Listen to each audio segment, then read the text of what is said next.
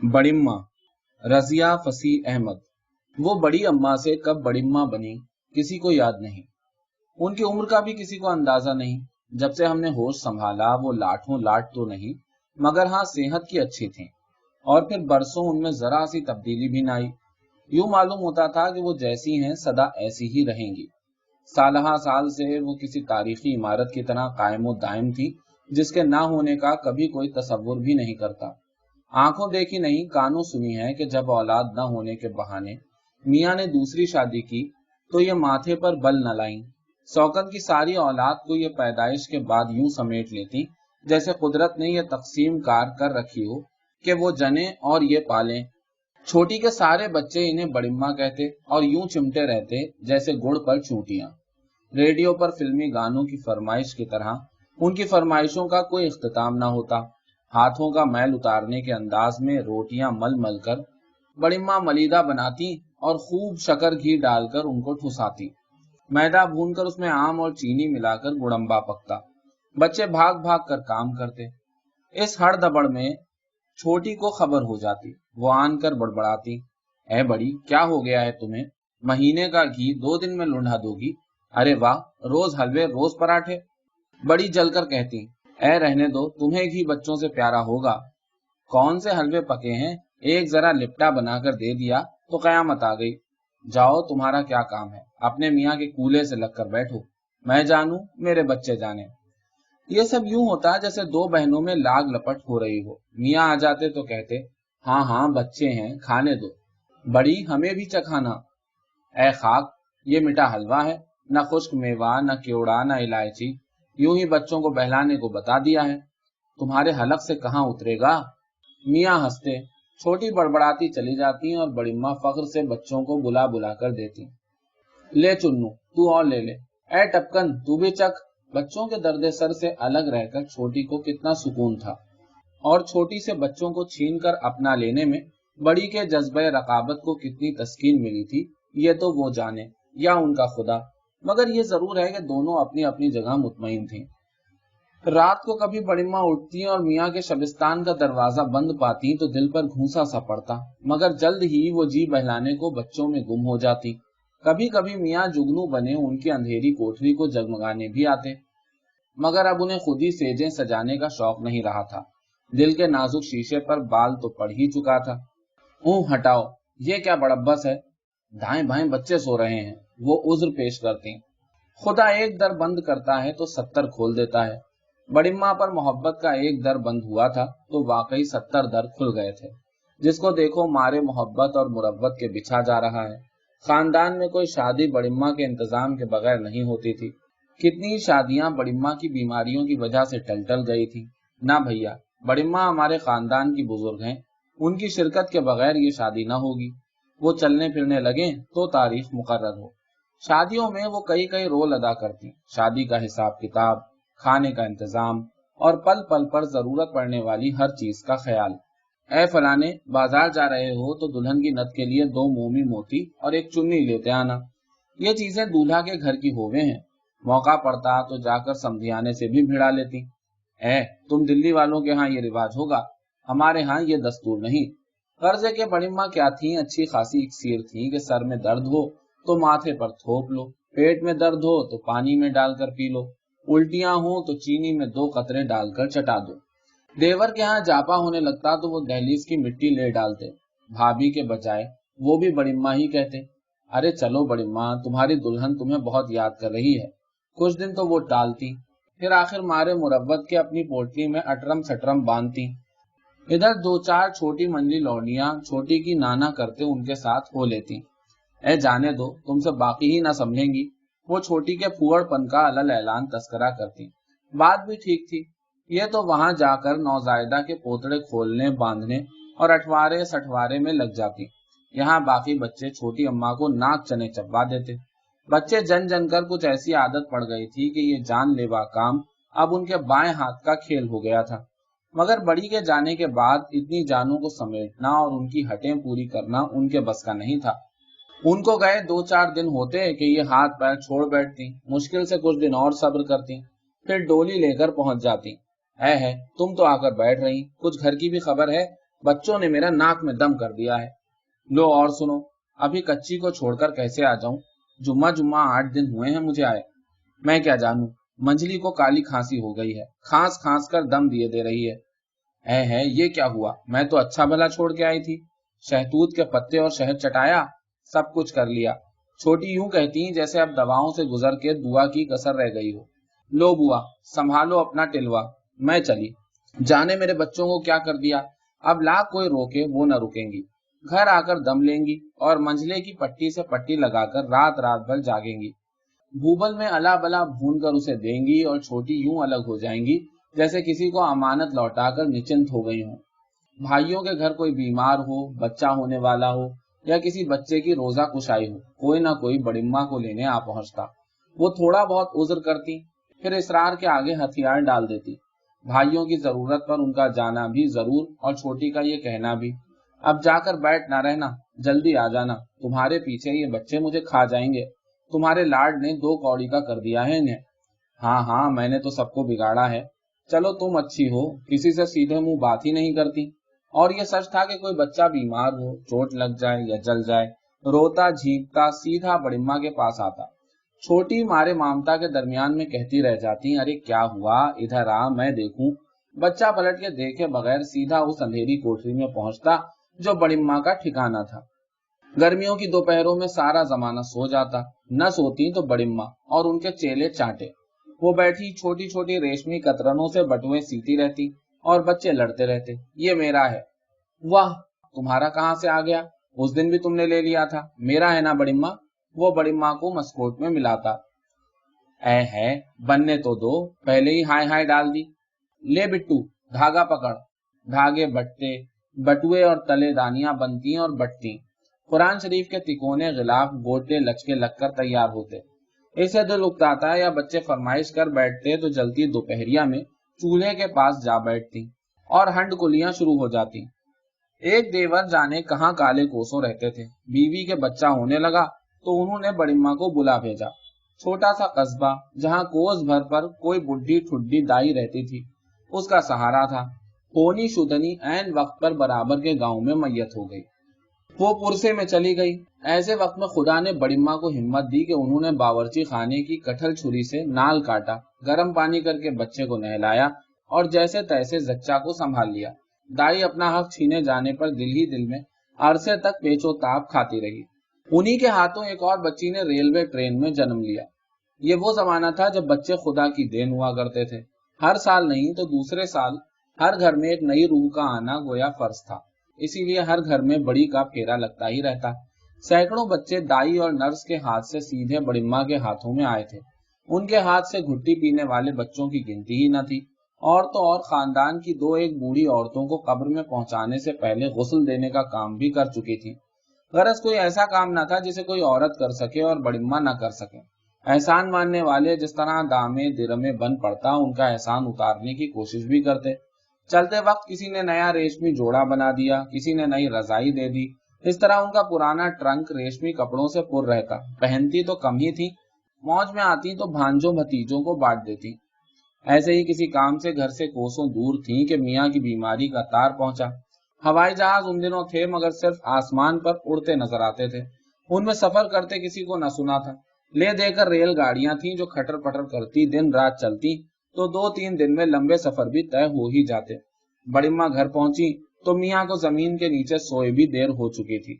बाहर टोपी ओढ़े मर्द चने पढ़ने में मसरूफ थे। अंदर दुपट्टों से सर ढांके औरतें हिल हिलकर कुरान शरीफ पढ़ रही थीं। खुद तो अरसे से बेवाओं की तरह रहती थी मगर सौकन का सफेद दुपट्टा और सरकंडे से हाथ देखकर दिल पर घूसा सा पड़ा और वहीं दहलीज पर गिर पड़ी। फिर जब होश में आई तो सारा घर पहले की तरह संभाल लिया। छोटी से वो पहले भी नहीं चलती थी, अब तो वो काबिले रहम थी। उसके पास एक मियाँ था, वो भी ना रहा। उनके बच्चे माशाअल्लाह सब हयात थे, फल फूल रहे थे। जिस तरह माली अपनी फूलती फलती क्यारी को देखकर खुश हुआ करता है, उसी तरह बड़िम्मा अपने पोतों और नवासों की फौज को देखकर निहाल होती। बच्चे भी सब बड़िम्मा को बराबर याद रखते। आखिर उनके घरों में भी रोज बीमारियां, तकरीबें और बच्चे होते थे। बड़िम्मा पर दूसरा बड़ा सदमा छोटी की मौत थी, जिसने उनकी कमर तोड़ दी। 1-2 नहीं, 30-32 साल का साथ। फिर उसने खिदमत भी तो नहीं करवाई, उसका भी इन्हें गम था। बस बैठे बिठाए चल खड़ी हुई, जैसे मियाँ के पास जाने को उधार खाए बैठी थी। बड़ी माँ को यूं लगा जैसे कोई बरसों की थामी हुई लाठी हाथ से छीनकर भाग गया हो। अचानक दुनिया कैसी खाली खाली लगने लगी। इस जिंदगी में क्या खाक रखा है जिसमें छोटी और मियाँ न हो। उनके बच्चे हयात थे, मगर असल में ये थे तो उसी बेल के बीज जो आज अचानक सूख गई थी। छोटी किसी घिनौनी सी बीमारी में मुब्तला होती, बीमारी तूल खींचती, कुछ दिल पर मैल आता तो और बात होती, मगर उनके यूं चल देने में तो सिवाय एहसास महरूमी के कुछ न था। बड़ी माँ उस छत की तरह बैठ गईं जिसके नीचे से अचानक सुतून खींच लिया गया हो। उस बड़ी सी हवेली में जहां कभी बंद दरवाजे दिल पर धमोके देते थे, घूमने फिरने का कुछ मजा न रहा। आज भाए भाए करते खुले दरवाजे खाने को आते थे। हलवे बनाने में कोई स्वाद न था जब घी पर कोई टोकने वाला न हो। बच्चों के साथ चाव चोंचलों में भी जभी सुख था कि छोटी मुकाबले पर थी। अब तो वो पाले के उस मूर्ख की तरह थी जिसके सारे मुकाबिल मर खप गए हों। ऐसी जीत और शाही किस काम की। फिर वो दौर आया जो अब तक बहुत से दिलों में नासूर बनकर पल रहा है, जिसने तख्त वालों को तहतुस्सरा में पहुंचाया और बोरिया नशीनों को बादशाही दी। 1947 में सारा कुंबा रेजा रेजा खून से छीटम छाट बेघर बेदर उस सरजमीन में पहुंचा जिसे कहते हैं पाकिस्तान, और पूरे मुल्क में जिसको जहां सर छुपाने की जगह मिली बैठ गया। इस अफरा तफरी में क्या खोया क्या पाया, ये हिसाब किताब करने की भी किसी को फुर्सत न थी। नफसा नफसी का एक दौर था, आया और चला गया, मगर वो बात फिर पैदा न हो सकी। उखड़े दिल फिर न जमे। जमने की कोशिश में लोगों ने चाहा अपनी जड़ें मजबूत कर लें। खोदना ही है तो क्यों न जरा गहराई तक खोदें। सब इसी खोदने और जमने की तगोदौ में पड़ गए और किसी ने नहीं देखा कि बड़ी माँ उस बूढ़े दरख्त की तरह जिसकी एक आधी जड़ जम पाई हो, आहिस्ता आहिस्ता सूख रही हैं।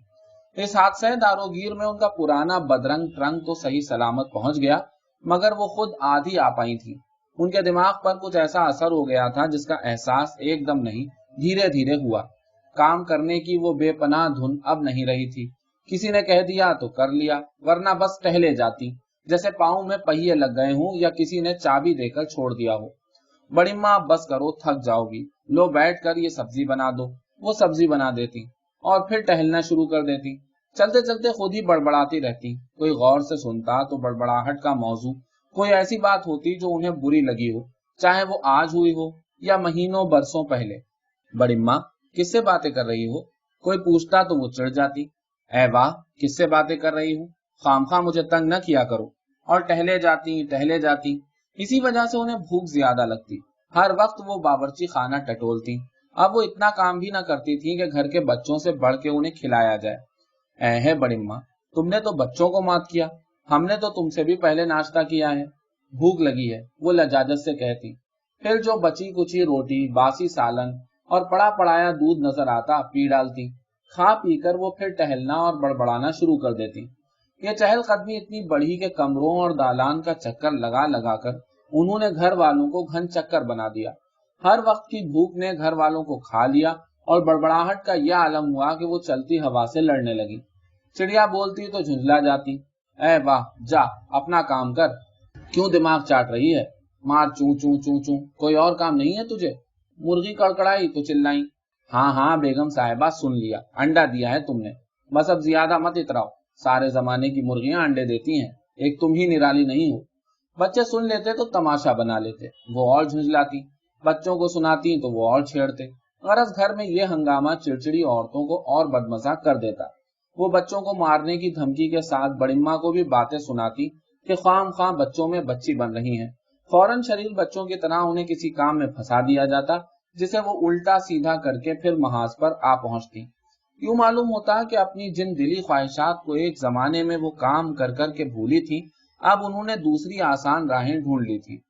काम में अब उनका दिल न लगता था। मालूम होता था जैसे रस्सियां तोड़ा रही हूं।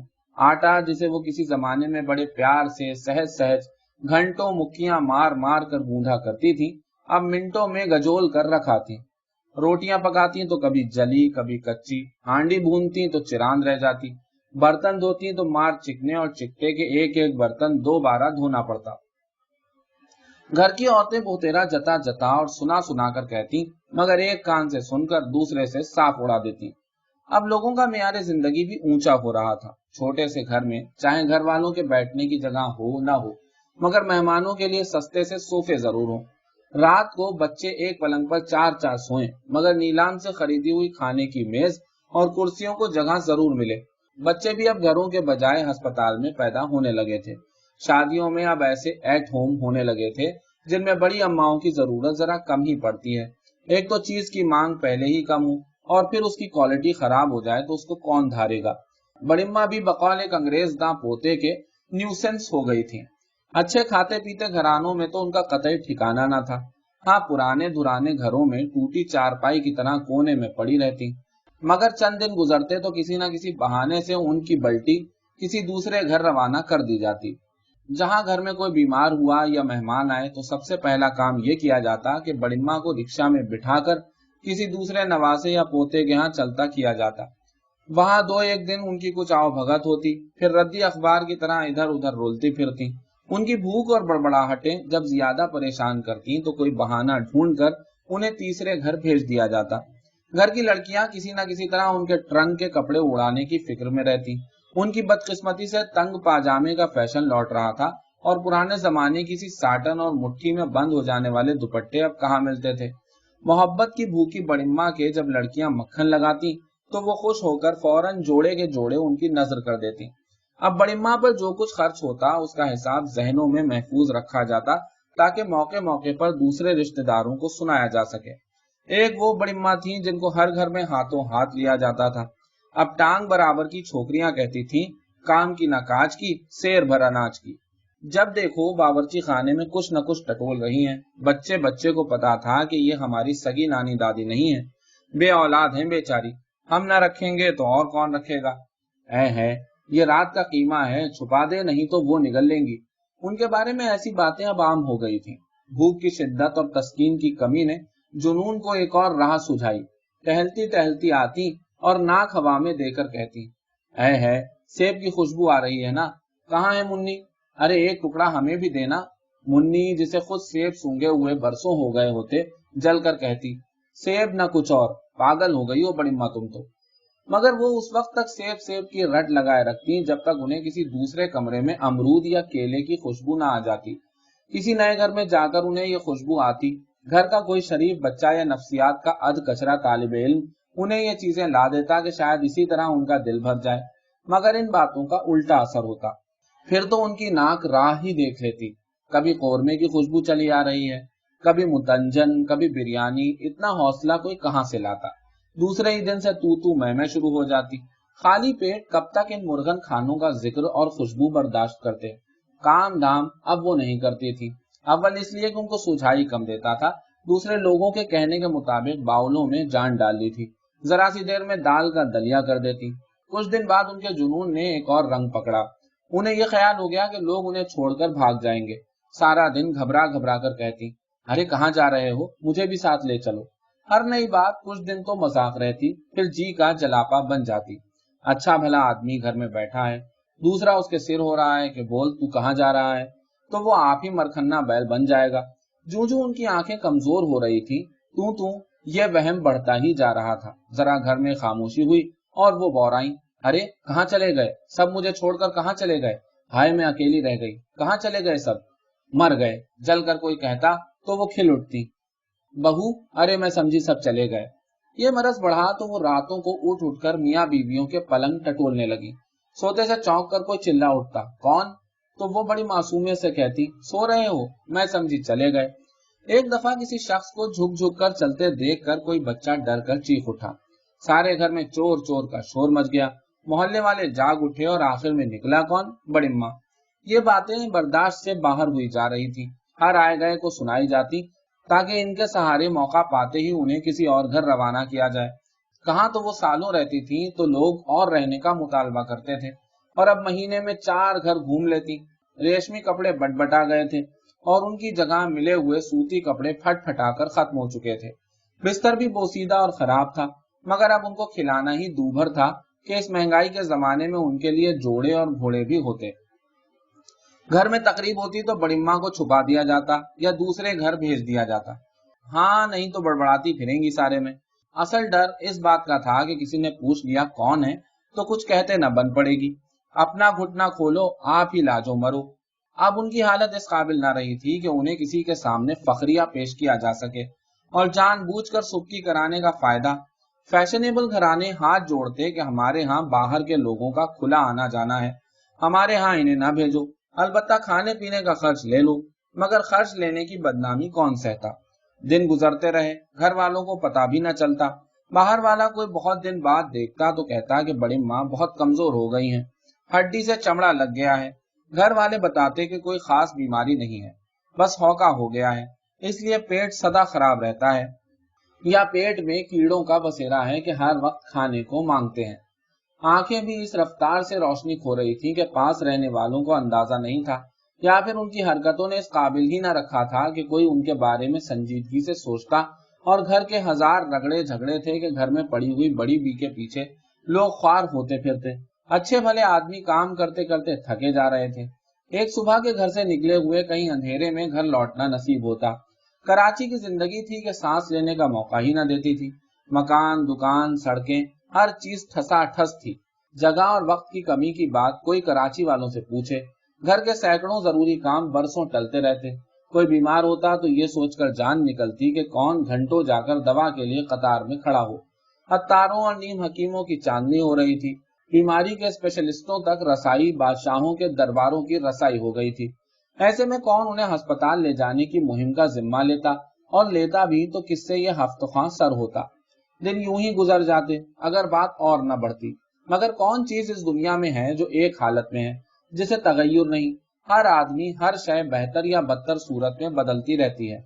बड़ी माँ की हालत को बेहतरी की क्या उम्मीद थी, बस रोज बरोज बिगड़ रही थी। जब तक वो खुद चल फिर लेती थी, उनकी बातों को रो भरकर बर्दाश्त कर लिया जाता था।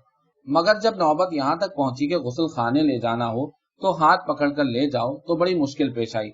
वो चिल्लाती रहती, और अभी आई, जरा तो सब्र करो, तुम तो बच्चों से भी गई गुजरी हो गई, वगैरह आवाजें उनके कानों में पड़ती रहती। अगर वो सब्र करती रहती तो इस सब्र की कोई मियाद न थी। चुनाचे वो टटोल कर उतरती और जिस जगह को गुस्ल खाना समझ लेती वहीं बैठ जाती। बाद में बड़ी हाय तौबा मचती। कराची की भंगने हर वक्त हाथ नहीं आती, और अब तो जब से घरों में फ्लश आम हो गए थे, उन्हें गंदे काम करते हुए उल्टियां आने लगी थी। ऐसी हालत में जब घर वालों को उनकी बेजा हरकतें समेटना पड़ती तो उन पर कोसने काटने नहीं तो क्या फूल बरसते। अब वो या तो उन बातों से बाला हो चुकी थी, या सुनकर अनजान बनने में महारत हो गई थी कि जर्रा भर परवाह न करती। बस तकिए से सर लगाए, गर्दन आगे झुकाए, आंखें बंद किए, होंठ बच्चों की तरह बिसूरे, गुनूदगी के जाने कौन से आलम में खोई रहती। दिन रात उनके लिए एक हो चुके थे। जिस वक्त इस बेहोशी से चौंकती, सबसे पहले खाना मांगती, चाहे उस वक्त रात के 2 बजे हो या सुबह के 4। लोगों ने अब उनका नोटिस लेना छोड़ दिया था। खाना उस वक्त दिया जाता जब खाने का वक्त होता। बस उनकी मौजूदगी का एहसास उस वक्त होता जब वो ऐसी वैसी हरकत कर बैठती। उन हरकतों में इजाफा हुआ तो उन्हें घर से बाहर एक ऐसे कमरे में डाल दिया गया जहां वो जितना जी चाहे और जहां जी चाहे करती रहें। दूसरी सुबह भंगन नाक पर कपड़ा बांध कर कमरा धो जाती। इस धुलाई और खराब हो जाने वाले कपड़ों के पैसे वो अलग लेती। बड़िम्मा के कमरे में से मुर्गियों के डरबे जैसी खरांद आती। उनको खाना देने जाने वाला भी सांस रोककर बमुश्किल चंद मिनट वहां ठहरता। जिंदगी किसी के लिए रुकती तो नहीं। दिन और रातें रेस के घोड़ों की तरह भागे जाते हैं। देखते देखते लड़कियों के चेहरे पर हया और लड़कों के कल्लों पर बाल फूट आते हैं। शादी ब्याह की बातें होने लगती हैं। फिर उनके बच्चे बड़े हो जाते हैं और वो भी उसी तेजी से बढ़ने लगते हैं। बड़ी माँ के पोते भी आल औलाद वाले हो गए। एक पढ़ पोते और एक पढ़ नवासी की शादी ठहर गई थी। जैसा कि कराची का दस्तूर है, बड़ी मेहनत से बड़े घराने ढूंढे गए थे। शादी की तैयारियां जोरों पर थी। बड़े घरानों से टक्कर लेने ने सारे घर का पलीथन निकाल दिया था। फिर भी बात बनती नजर न आती थी। ऐसे ही एक दिन जब घर में लपाझप जोड़े टांके जा रहे थे, बड़ी माँ चुपके से चल बसी। सुबह को कोई नाश्ता लेकर गया तो देखा खत्म हो चुकी हैं। उनमें था ही क्या, एक सांस चल रहा था। वो किसी वक्त खामोशी से बंद हो गया, जैसे किसी ने स्विच ऑफ कर दिया हो। फौरन उन्हें उठाकर घर में लाया गया। हर तरफ सन्नाटा सा दौड़ गया। किसी तरफ से आहो बुका की आवाज बुलंद न हुई। लड़कियों ने चुपके चुपके 2-4 आंसू बहा लिए, बड़ी माँ की मौत पर नहीं, बल्कि उनके साथ अपनी जियादतियां या नालायकियां याद करके। खानदान वालों को इत्तला दी गई। बड़ी माँ का खानदान बढ़ के दरख्त की तरह फैल कर कहीं का कहीं जा पहुंचा था। लोग आते जाते थे, चुपचाप बैठते जाते थे। ان के सारे आखिरी काम बड़े सुकून से हुए और वो ऐसी खामोशी से विदा कर दी गई जैसे किसी बेवा औरत की रुखसती हो। उसके बाद का मरहला ज्यादा दुश्वार कुन था। एक शादी में 4 और दूसरी में 5 दिन थे। दुनिया वाले क्या कहेंगे कि कब्र में बड़ी बी का जिस्म भी ठंडा ना हुआ होगा कि बेटे पोते रंग रलियां मना रहे हैं। लाख कुछ हो, दीन से दुनिया रखनी भारी है। शादी की तारीखें टालनी पड़ेंगी, मगर शादी की तारीखें बदलना भी मुश्किल था। कहां कहां से लोग आए बैठे थे। एक भाई इंग्लैंड जाने को पाबा रकाब बैठा था। दूल्हा छुट्टी पर आया हुआ था, फिर जाने कब छुट्टी मिले। और लड़कियों की शादी में आजकल देर दार जरा मुनासिब नहीं। कब दाम में आया हुआ पंछी पर फड़फड़ा के उड़ जाए। हाँ नहीं तो जिनके घर वालों में शादियां थी वो हरगिज उन्हें टालना ना चाहते थे। सिर्फ कुंबे बिरादरी का डर था। समझ में ना आता था कि क्या किया जाए। सुबह से शाम तक बहस होती, मगर किसी नतीजे पर ना पहुंचा जाता। वक्त इतना कम था कि मजीद बहस की गुंजाइश भी ना रही। तारीख बढ़ानी है तो फौरन बढ़ाओ कि आने वालों को बर वक्त इत्तला तो दी जा सके। मगर बड़िम्मा के एक समझदार बेटे ने आखिर इस मुश्किल का हल ढूंढ लिया। देखो, यह मौका अच्छा है। शादी तो करो, मगर धूम धड़का ना करो। खाने के बजाय मामूली सी चाय हो जाए, मेहमान भी कम बुलाए जाएं कि बस शरई रस्म कर रहे हैं। बहाना हमारे पास है ही कि हमारे यहाँ की एक बुजुर्ग खातून का इंतकाल हो गया है। हम धूमधाम नहीं कर सकते। याद रखो, यह मौका फिर कभी ना आएगा। चुनाचे यही हुआ। बड़िम्मा मरते मरते भी एक काम कर गई। जिन तकरीबों पर हजारों खर्च करने के बाद भी उलाहने का धड़का था, उन्हें सैकड़ों पर निमटा गई और किसी तरफ से कोई ऐतराज ना हुआ। सच है, नेक आदमियों की मौत भी नेक होती है।